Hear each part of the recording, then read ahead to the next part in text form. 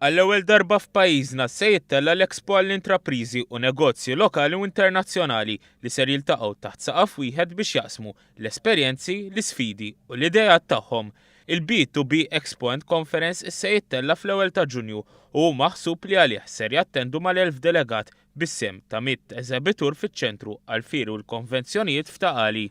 Id-dettalji dwar dan l-avveniment imtella mill-Gvern tħabbru waqt konferenza tal-aħbarijiet flimkien mal-organizzaturi fosthom Gianni Zammit. Businesses, small, medium u anka l-kbar biex ikun hemm ġurnata fejn jistgħu jinnetwerkjaw kulħadd iqassam is-servizzi tixerjaw is-servizzi u l-opportunità tagħhom. L-eżabituri se jkunu jistgħu jesebixxu x-xogħol tagħhom waqt li jkunu għaddejjin ta' diskussjonijiet u konferenzi. Hemm fil-naħa tal-konferenza fejn ħajkonna speakers internazzjonali kif ukoll panels bil-business people lokali, kif ukoll li jieħdu sehem fl-Expo u jaraw daw il-prodotti daw is-servizz tal-kumpaniji l-oħrajn x'inhu ma jagħmlu.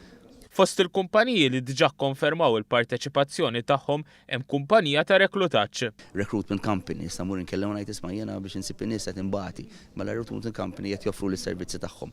Jiġi bniedem kwalunkwe small, medium jew large business li għandek tista' f'dan l-Expo tieħu l-opportunità biex titgħallem tara affarijiet ġodda kemm fuq innovation technology u affarijiet bħal dawn. Il-Ministru Chris Cardona qal li dan l-avveniment kien mixtieq minn bosta.